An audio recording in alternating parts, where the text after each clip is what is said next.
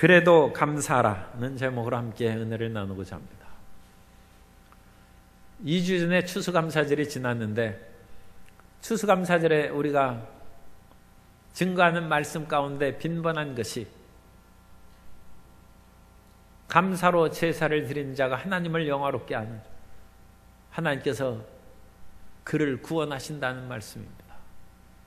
그래서 우리가 기쁨과 감사함으로 주님 앞에 나왔는데 삶의 역사는 여전히 변함이 없고 고통과 좌절에 가득 찰 수 있습니다. 그래도 우리는 감사해야 됩니다.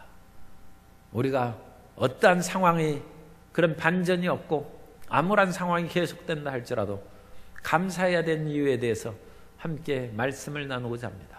첫째로 일상생활 가운데 범사에 감사하는 것이 하나님의 뜻입니다.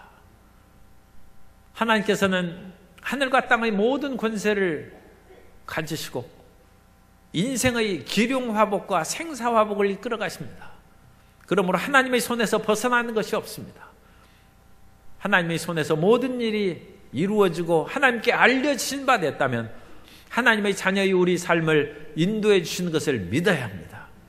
그렇기 때문에 하나님이 함께 하신다면 우리는 비가 와도 감사해야 되고 눈이 와도 감사해야 되고 햇빛이 쨍쨍 내리쬐도 감사해야 되고 어떠한 상황에도 범사에 감사해야 될 줄로 믿습니다.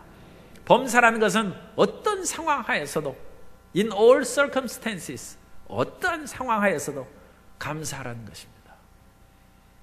우리는 가정생활에 대해서 감사해야 합니다.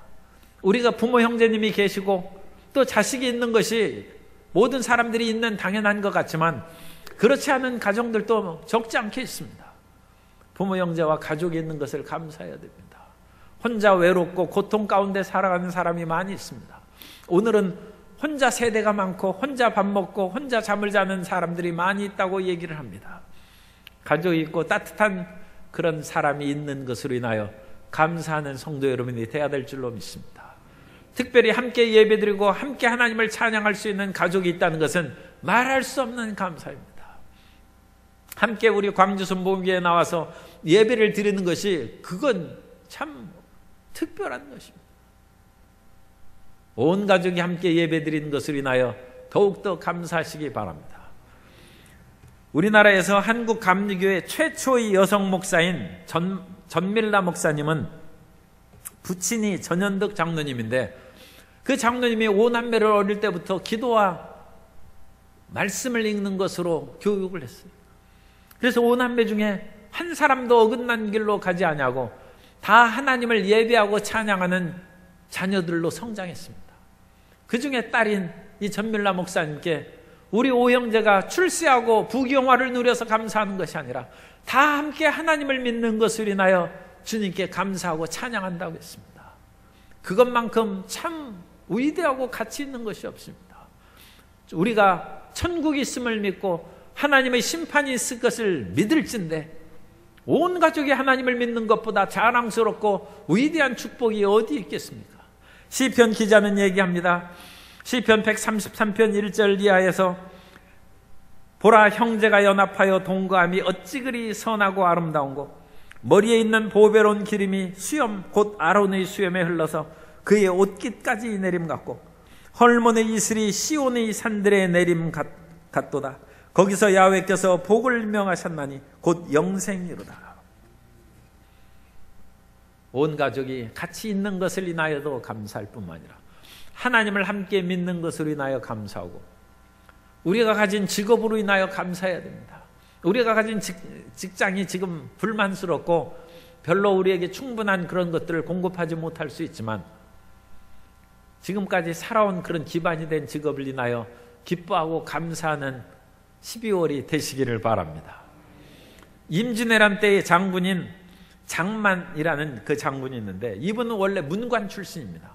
그런데 문관인데 무관이 되어서 임진왜란 때 공을 세웠어요. 그런데 이분이 문관에서 무관으로 옮긴 것으로 인하여 고통을 많이 겪었습니다. 원래 문무는 반열이 다릅니다. 그래서 문관은 무관을 없이 여기기도 하고 무관은 글줄이나 읽었다고 사람들을 힘도 없는 연약한 서생이라고 무신들은 이제 가볍게 여기기도 합니다. 그러나 문관에서 무관으로 옮긴 이 사람은 어느 곳에서나 또 양쪽에서 손가락질을 받을 수 있어요. 그래서 이분이 그 마음의 불편한 상황을 시조에서 읊었는데, 시조는 우리가 잘 아는 시조입니다. 풍파에 놀란 사공 배파라 발을 사니 구절양장이 물도건 어려워라. 이울한 배도 말도 말고 밭갈기나 하리라. 직업을 바꿔보니까 힘들다는 것입니다. 어떤 어부가 풍파에 놀라가지고 이러다가는 내가 제명에 못 살겠다 싶어가지고 배를 팔아서 말을 샀어요. 말을 살고 이제 그 말로 짐을 싣고 소금 장수를 한다면 소금을 가득 싣고 이 동네 저 동네 산골을 다 다니다 보니까 우리나라 옛날 길이 어찌나 꼬불꼬불한지 양 창자 같아요. 양의 창자가 아마 굉장히 꼬불거린가 봅니다. 구절양장 9번 꺾여지는 그런 구절양장 같은 그 산길을 돌아다 보니까 차라리 넓은 바다 배 몰고 다니는 것이 쉽지 이 꼬불꼬불한 길 다니면서 장사하는 거 어렵다는 것입니다. 그래서 이후로는 배도 말도 그만두고 밭이나 갈면서 살아야 되겠다는데, 그것도 호미질 안 해본 사람이에요. 호미에서 허리를 구부리면 허리가 부러지는 것 같아요. 어떤 직업이 꼭 좋고 편안하다고 얘기할 수 없습니다. 어부 일을 행한 사람은 그 안에서 감사하고, 농사일을 하는 사람은 그 안에서 감사하고, 상업을 하는 사람은 상업에서 감사해서 우리 직업에 대해서 감사하는 마음을 갖게 되시기 바랍니다. 아무리 어려워도 지금까지 해온 일에 하나님의 지혜와 능력을 가하면 그 안에서 하나님께서 머리대고 위에 있는 은혜를 내려주시고 생명을 얻되 풍성히 얻는 복을 내려주실 줄 믿습니다. 그래서 자기 직업에 감사하고 가정에 감사하고 우리의 범사에 감사할 때 주님께서 우리와 함께 하시고 역사해 주십니다. 두 번째로 우리는 하나님이 주신 모든 은혜로 인하여 감사해야 됩니다. 주님께서 우리에게 주신 은혜를 어찌 다 말로 할 수 있겠습니까? 그런데 주님께서 주신 은혜가 무엇이 있습니까? 그렇게 반문한 사람은 하나님의 은혜를 잘 모르는 것입니다. 하나님께서는 해를 비춰주신 것이 하나님의 은혜입니다. 비를 내린 것이 하나님의 은혜입니다. 우리가 공기를 마시고 살고 우리 발을 딛고 살아가는 추나추동이 있는 대한민국에 사는 것이 하나님의 은혜인 줄로 믿습니다. 가끔 자녀가 이제 철이 없어가지고 부모님이 이런저런 일을 그렇게 하라고 하거나 또는 공부하라고 시키면 싫다고 반항하면서 부모님이 나한테 해준 것이 무엇이 있는데 나에게 왜 자꾸 강요하고 나를 괴롭힙니까? 그건 철이 없는 자녀죠. 부모님이 자기를 낳아줬고 부모님이 아니었으면 자기가 어떻게 커서 부모님이 나한테 해준 것이 무엇입니까? 그렇게 반문할 수 있습니까? 그 자기가 반문하는 그 언어도 부모님이 넣어준 언어입니다. 우리의 사용하는 언어는 부모님이 자기를 키운 사람이 가르친 언어를 쓰게 되어 있습니다. 그럼 말도 쓰지 말아야죠. 부모님이 어릴 때 엄마 맘마 하고 가르쳐준 그 말을 가지고 부모님을 거역하면 되겠습니까? 마찬가지로 하나님께서 나에게 해준 것이 무엇입니까? 그렇게 말하는 것은 철이 안 든, 너무 철이 안 든 것입니다. 시편 기자는 시편 103편에서 이와 같이 말합니다. 내 영혼아 야훼를 송축하라. 내 속에 있는 것들아 다 그의 거룩한 이름을 송축하라. 내 영혼아 야훼를 송축하며 그의 모든 은택을 잊지 말지어다. 그가 내 모든 죄악을 사하시며 내 모든 병을 고치시며 내 생명을 파멸해서 속량하시고 인자와 긍휼로 관을 씌우시며 좋은 것으로 내 소원을 만족하게 하사 내 청춘을 독수리같이 새롭게 하신도다. 하나님께 주신 모든 은택을 잊지 말지어다. 해를 주시고 달을 주시고 비를 주시고 이 땅을 주신 것을 감사할 뿐만 아니라 우리는 더 구체적으로 감사할 것이 있어요. 주님께서 우리 죄를 용서하셨다는 것입니다. 우리가 예수님을 믿은 후에는 죄의 무서움을 잊어버리는 수가 있어요. 예수님을 믿은 후에 오래된 사람은 죄 그것이 얼마나 두렵고 우리 마음을 불안하게 하고 쫓아오는 사람이 없어도 혼자 도망다니고 밤에도 몸서리치는 그런 죄책감에 눌리고 그런 일이 예수님 믿으면 그게 싹 사라지는데 그런 거에 대해서 까마득하게 감사하는 마음을 잊어버릴 수 있습니다. 우리가 짓는 죄니 사소한 죄를 짓지만 그런 사소한 죄로는 우리가 치명적인 어떤 고통을 당하지 않죠. 그러나 근본적인 죄가 있을 때 사람은 삶의 무의미와 허무에 시달리고 불안과 두려움에 시달리고 죄책과 정죄의식에 몸부림치는 것입니다. 그 모든 죄가 죄의 열매를 예수님께서 십자가에서 짊어지시고 다 청산하여 주셨음을 믿습니다. 그러므로 우리 마음 가운데 말할 수 없는 평안함이 있는 것입니다. 그 평안함을 인하여 하나님께 감사하고 주님께 영광 돌리는 하나님의 자녀가 되어야 될 줄로 믿습니다. 감사할 것이 없으면 예수님의 십자가로 말미암아 내 죄를 용서하시고 오늘도 주님 앞에 기도할 수 있도록 찬양할 수 있도록 인도하신 하나님께 감사합니다. 그 마음이 우리 마음 가운데 자리 잡아야 됩니다. 뿐만 아니라 주님께서 내 모든 병을 고치신다고 했습니다. 우리 병을 끊임없이 하나님이 고치십니다. 사람의 몸에 여러 가지 병균이나 그런 것이 많이 생겨요. 그런데 그런 것들이 저절로 낫는다는 사람도 있는데 물론 저절로 자연 치유에 의해서 낫는 일도 있겠죠. 그런데 기도하는 사람은 하나님께서 고쳐주시는 것입니다. 하나님께서는 우리에게 병의 씨앗이 뭔가 조금 일어나면 우리가 기도할 때 그걸 성령의 불로 태워버립니다. 그래가지고 그 씨앗이 싹 사라져버려서 없어지는 것입니다. 그래서 하나님께서 우리에게 병 고치신 명단을 천사들이 가지고 있는 것을 보면 아마 놀랄 거예요. 우리가 알지 못한 것이 무수한 병과 끊임없는 귀신의 억압에서 우리를 고치시고 돌보아 주신 은혜가 우리 가운데 있는 줄 믿습니다. 그런데 계속 반복적으로 죄를 짓고 습관적으로 계속 잘못된 길로 식생활이라든지 우리의 일상적인 생활을 잘못한 것으로 나아가면 하나님께서 고쳐주시다 그 사람이 워낙 죄를 반복함으로 더 이상 그 세포가 견디지 못해서 이제 세포가 균열이 된 그런 병이 눈앞에 드러나는 것이죠. 그때 회개하고 몸과 마음을 정결하게 하고 생활 습관을 바꾸고 먹는 것을 바꾸고 생활의 방탕함을 청산해버리면 주님께서 치료해 주십니다. 그런데 그와 같은 모든 것이 치료할 때가 너무 지났어요. 옛날에는 국군의 날 그런 때에도 이제 비행기가 막 쇼를 하고 그랬죠. 에어쇼를 하고 그랬는데 옛날에는 한강대교 속으로 밑으로도 이제 싹 지나가고 그랬어요. 그런데 이 비행기가 급강할 때 그 위험한 것이죠. 꺾을 수 있는 그 고도가 있다는 거예요. 그래서 너무 밑으로 내려오면 못 꺾는 거예요. 그래가지고 비행기가 그냥 추락하는 것입니다. 그런데 이제 더 땅바닥에 가장 가까이 꺾을 수 있는 가까이 내려와서 쫙 꺾으면 그야말로 찬사를 받죠. 사람들도 얼마나 아슬아슬한 속에서 비행기에 쫙 올라가니까. 그런데 그것처럼 사실 위험한 건 없죠. 인생의 죄악이 한계에 넘어서면 그대로 밑으로 내려가는 것입니다. 의사인 황성주 박사님이 어떤 환자를 최 집사님이라는 분이 암에 걸려가지고 복수가 가득 차고 배가 만삭 여인처럼 불러왔어요. 도저히 고칠 길이 없어요.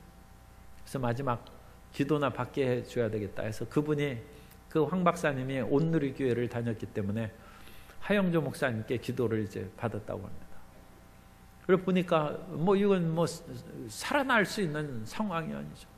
그래도 하나님의 은혜를 간구하고 기도를 이제 한 목사님도 이제 벌써 천국 가셨습니다만 기도를 하려고 하다가 목사님이 갑자기 찬양을 하시더래요.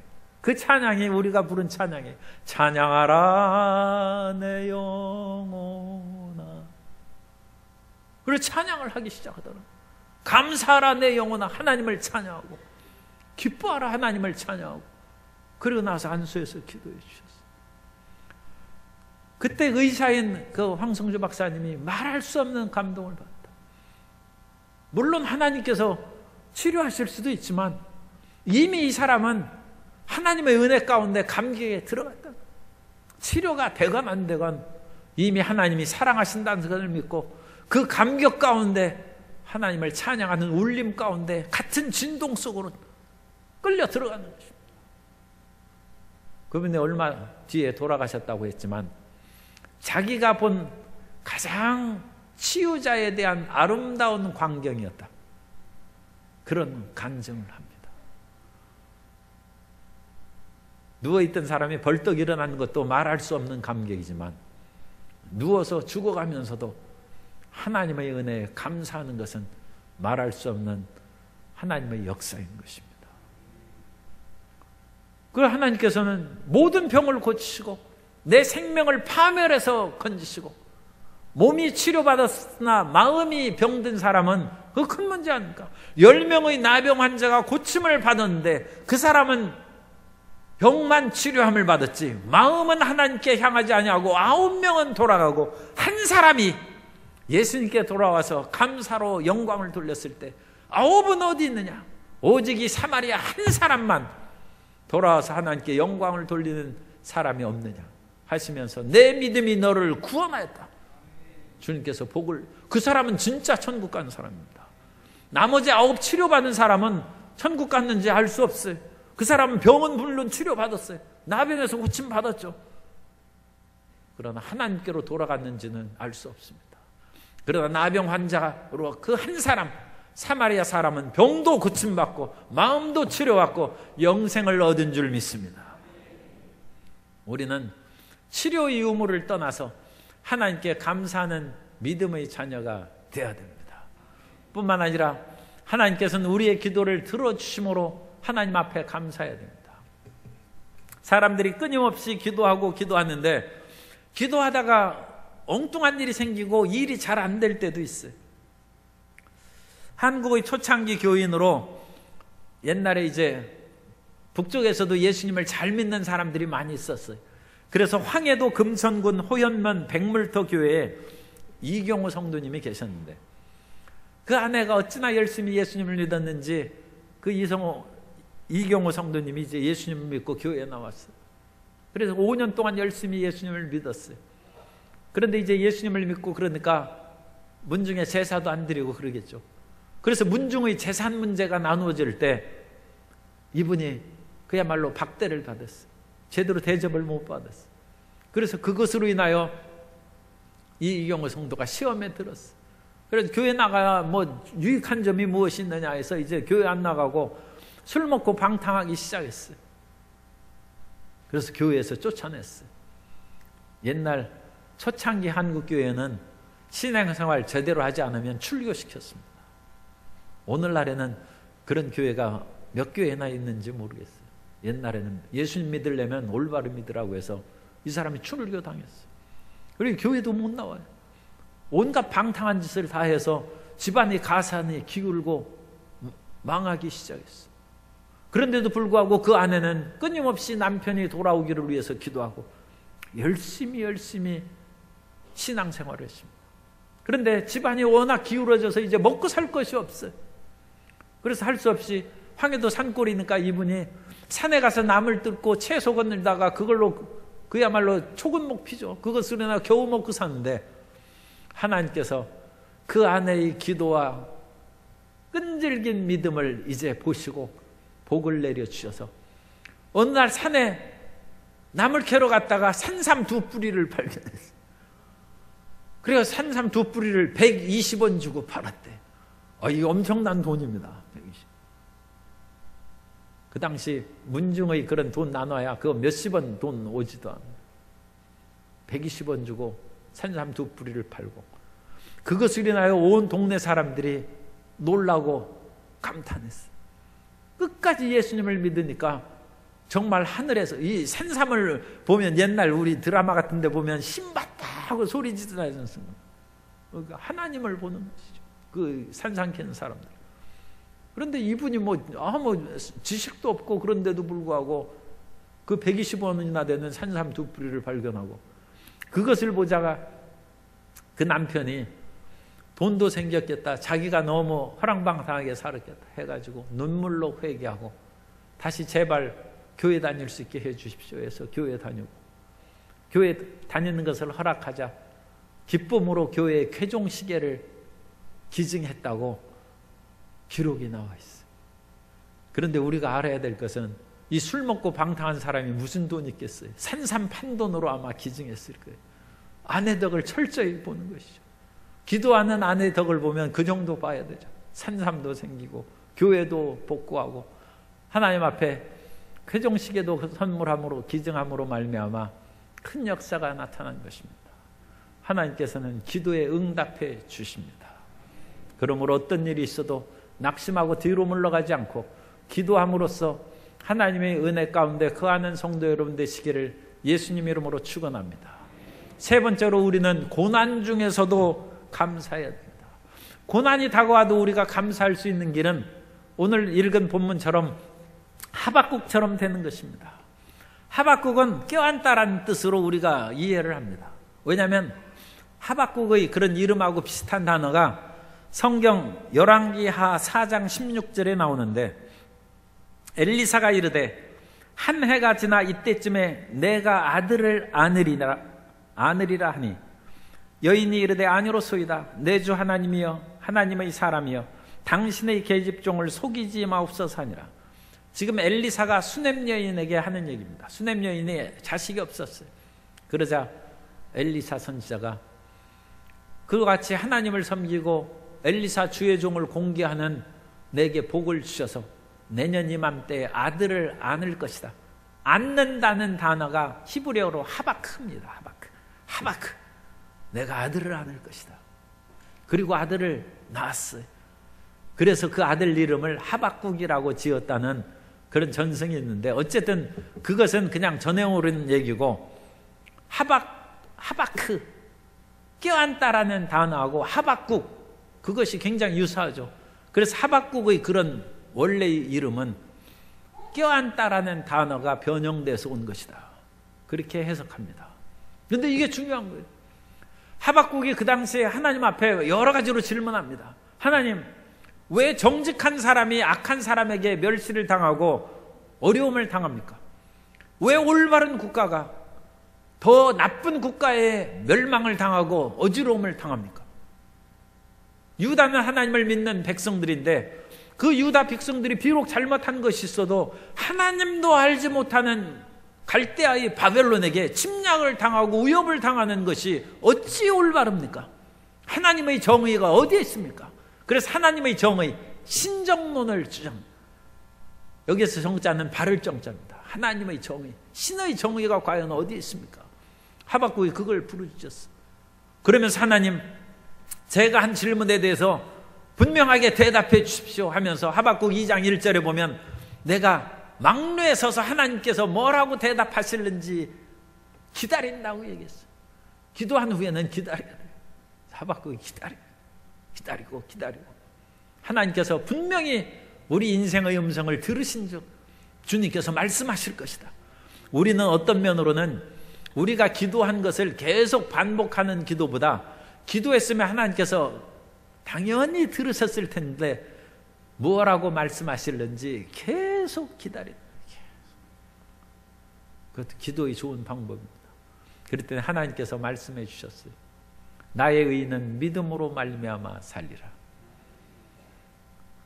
내가 우주를 이끌어가고 지구의 역사를 이끌어가고 바벨론과 유다의 흥망성쇠를 이끌어갔는데 내가 그 모든 일을 이끌어가는 것을 너에게 얘기한다고 해서 내가 이해할 수 있겠느냐? 가끔 나라의 지도자들은 일반 백성들이 이해할 수 없는 잘 알지 못하는 그런 일들로 괴로워하고 협상하고 문제를 이끌어가기도 합니다. 부모님이 어떤 일을 행할 때 자식은 얘기합니다. 왜 내가 원하는 것을 안 사주고 내 소원을 안 들어줍니까? 철없는 자식이 부모님에게 항변하죠. 그때 부모님이 뭐라고 말씀하겠어? 너도 커보면 안다. 네가 돈을 벌어보면 안다. 네가 다른 형제 5명을 함께 먹고 살리는 가장이 되면 그 일을 알 것이다. 그러나 지금 어떻게 설명하겠어요? 하물며 모든 인류를 이끌어가고 모든 국가의 흥망성쇠를 이끌어가는 하나님께서 하박국의 질문에 뭐라고 말씀하겠어요? 그러니까 하나님께서 너는 오직 나를 믿고 따르라는 것입니다. 나의 의는 믿음으로 말미암아 살리라. 기도 응답해서 우리가 괴로운 일을 하나님 앞에 아뢰었는데 하나님께서 말씀을 주셨어요. 나의 의는 믿음으로 말미암아 살리라. 여러분 그럼 아멘 하겠습니까? 아멘 하셔야죠. 따라서 하세요. 아멘. 아멘 하셔야 됩니다.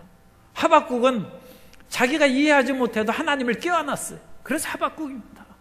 하나님께서 하시는 그 말씀을 이해하지 못하고 어려움이 다가와도 하나님을 움켜 붙잡은 것입니다. 움켜 붙잡고 나아가는 것입니다. 그 움켜 붙잡고 나아감으로써 하나님 앞에 몰입하자 희한한 일이 생겼어요.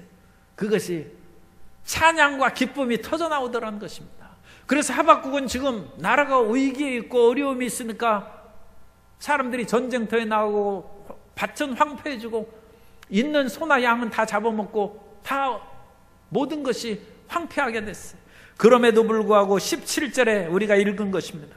비록 무화과 나무가 무성하지 못하며 포도나무에 열매가 없으며 감람나무에 소출이 없으며 밭에 먹을 것이 없으며 우리의 양이 없으며 외양간에 소가 없을지라도 나는 야훼로 말미암아 즐거워하며 나의 구원의 하나님으로 말미암아 기뻐하리로다. 주 야훼는 나의 힘이시라. 나의 발을 사슴과 같게 하사 나를 나의 높은 곳으로 다니게 하시리로다. 지금 우리가 모든 것이 형편없고 사라져버렸지만 하나님은 그대로 놔두실 리가 없다는 것입니다. 우리를 다시 살리시고 나를 높은 곳으로 다니게 하실 것이다. 그러한 믿음의 담대함이 하나님을 껴안으면 나옵니다. 우리는 하나님께서 우리 마음을 괴롭게 했을 때에도 잠시 마음이 낙심했을 때에도 다시 돌이켜서 하나님께 감사로 끼어나야 되고 하나님 앞에 매를 맞아서 잠시 얼굴을 돌이켰다 할지라도 멀리 가지 말고 다시 돌아와서 하나님을 끼어안고 하나님과 더불어 동행하는 삶을 살아야 될 줄로 믿습니다. 그것이 고난을 이기는 최선의 길입니다. 고난을 이길 수 있는 것은 하나님을 끼어안는 것입니다. 질병이 다가와도 하나님을 끼어안아야 됩니다. 죽음의 위협이 다가와도 하나님을 끼어안아야 됩니다. 요나가 하나님께 불순종함으로써 물고기에 잡혀 먹었어요. 물고기 뱃속에서 하나님께서 요나를 죽지 않게 하심에 그 물고기 뱃속에서 요나가 고생이 말로 할 수 없어요. 그 속에서 요나가 비로소 회개하고 하나님 앞에 기도합니다. 요나서 2장 8절에 보면 거짓되고 헛된 것을 숭상하는 모든 자에게는 모든 자는 자기에게 베푸신 은혜를 버렸사오나 나는 감사하는 목소리로 주께 제사를 드리며 나의 소원을 주께 갚겠나이다. 구원은 야훼께 속하였나이다 하니라. 야훼께서 그 물고기에게 말씀하시매 요나를 육지에 토하니라. 물고기 뱃속에 갇혔을지라도 감사하는 목소리로 하나님께 나아가고 하나님을 움켜잡으면 그 물고기가 요나를 토했는데 바다 한가운데서 토했어요. 그럼 요나가 어떻게 헤엄쳐서 나오겠어요? 그 물고기 그 바닷속에서. 그 지중해는 어마어마하게 큰 바다입니다. 그런데 이 물고기가 친절하게도 육지 가까이 와가지고 거기에서 이 큰 물고기가 해변 모래사장까지 나오는데 얼마나 고통스럽겠어요. 그런데 거기까지 나와서 육지에 요나를 토하고 다시 돌아갔습니다. 하나님께서는 죽음의 위협에 다가왔어도 우리가 하나님 앞에 감사하는 기도를 드릴 때 우리를 살려주십니다. 우리가 질병의 고통 가운데 있을 때 사도 바울이 그런 이야기 보면 하나님께서 그 질병을 능히 이길 수 있는 능력을 주신 것을 성경이 말씀합니다. 사도 바울에게는 육체의 가시가 있었다고 했어요. 그래서 육체의 질병이 있었다는 얘기입니다. 사도 바울은 정말로 하나님의 특별한 능력을 가진 사람으로 그 사도 바울의 손수건이나 앞치마만 갖다 놔도 질병 들린 사람이 병이 낫고 귀신이 떠나가는 사람입니다. 그런데 막상 사도 바울에게는 육체의 가시가 있어서 병이 안 나는 거죠.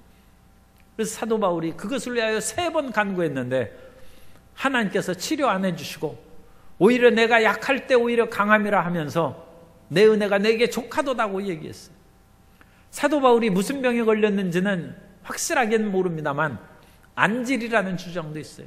그래서 안질이라고 눈병이라고 생각하면 눈이 충혈돼 있어요. 사람이 주의종이 속병에 걸리면 그건 겉으로 표시가 안 나니까 성도님들에게 말씀 중에도 어디가 아픈지 모르죠. 그러니까 그냥 설교하고 내려와서 아파도 뭐 큰 문제가 안 되죠. 그런데 겉에 병이 있으면 이건 덕이 안 되죠. 금방 드러나니까. 그런데 사도 바울은 안질이 있어요.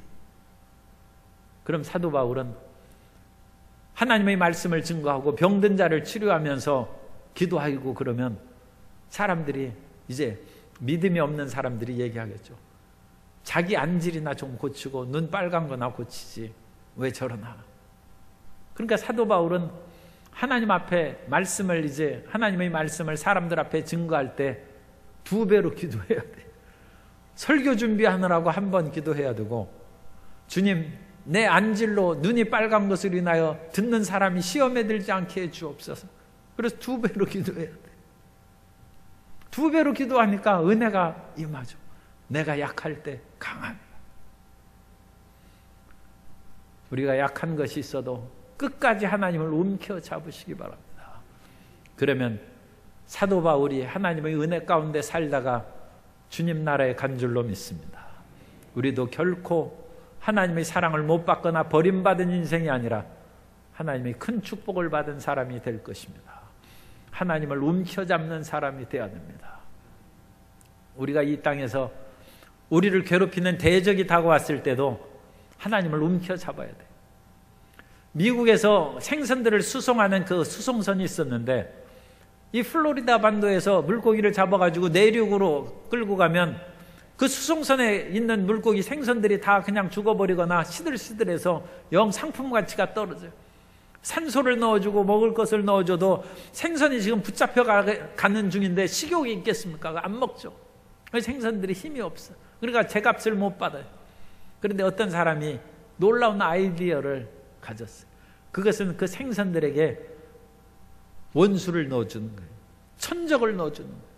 그랬더니 이 생선들이 천적이 있으니까 그야말로 눈이 살아나고 파릇파릇하게 천적에게 안 잡히면 그거 도망다니느라고 밥도 없어도 그냥 내륙 중간에까지 들어가서도 여전히 싱싱한 생선이 되고 좋은 상품으로 많은 값을 받고 판매할 수 있었다고 합니다.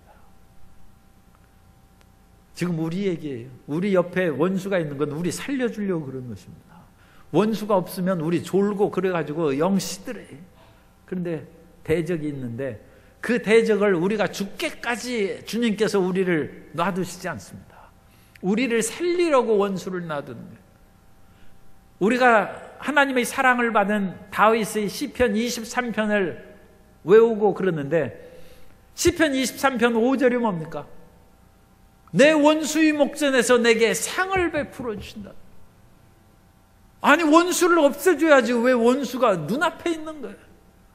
눈앞에 원수가 있어야 경쟁에서 1등하고 우리가 깨어있는 것입니다. 그러나 하나님께서는 원수에게 우리가 압도당하는 것이 아니라 원수의 등을 밟고 지나게 하시고 원수의 목전에서 우리에게 상을 베풀어 주시니 내 잔이 넘치나이다. 하나님께서는 고난 중에서도 우리를 사랑해 주십니다. 그러므로 고난 가운데도 하나님을 멀리하지 않고 하박국 이름을 기억하세요. 껴안다는 뜻입니다. 하나님을 끼어안고 하나님의 사랑을 부여잡고 믿음 가운데 전진해 나아가는 성도 여러분 되시기를 예수님 이름으로 축원합니다. 감사를 드렸는데도 불구하고 여전히 힘들어도 그래도 감사하시기 바랍니다. 일상의 모든 것을 인하여 감사하고 가족이 함께 예수님을 믿는 것으로 인하여 감사하고 주님께서 예수 그리스도 안에서 우리에게 주신 모든 은택을 인하여 감사를 드리고 심지어 고난 중에서도 하박국처럼 아플 때에도 죽음의 위협이 다가올 때에도 원수의 위협이 있을 때에도 하박국처럼 하나님을 끼어안고 전진해 나아가는 성도 여러분 되시기를 예수님 이름으로 축원합니다.